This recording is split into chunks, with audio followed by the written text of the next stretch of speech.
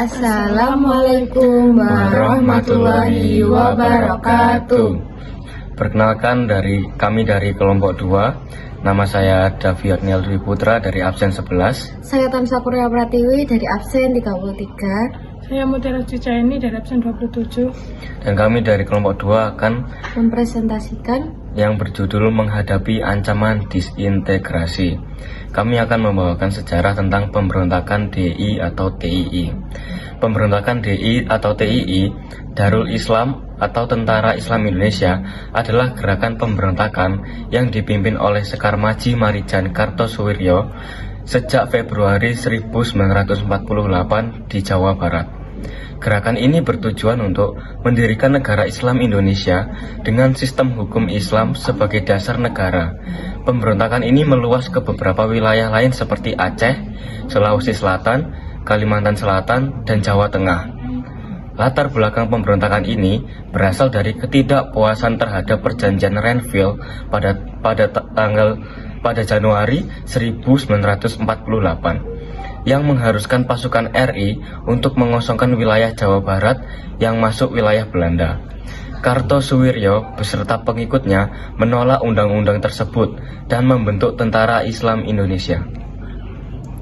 Pada tahun 1949, tanggal 7 Agustus, Kartosuwiryo memproklamasikan berdirinya Darul Islam sebagai perwujudan cita-cita negara Islam. Proses pemberontakan melibatkan serangkaian konflik bersenjata antara pasukan DI-TII dengan pemerintah Republik Indonesia. Pemerintah sempat melakukan upaya damai, tetapi akhirnya menumpas gerakan ini secara militer, termasuk operasi militer Bharatayuddha. Puncak penghentian pemberontakan terjadi pada tahun 1962 saat Kartosuwiryo ditangkap dan dieksekusi. Dampak pemberontakan di TTI meliputi gangguan stabilitas politik dan keamanan di beberapa daerah, memperkuat kebutuhan pemerintah pusat untuk menegakkan kedaulatan NKRI, dan menimbulkan konsekuensi sosial berupa kekacauan di wilayah-wilayah konflik.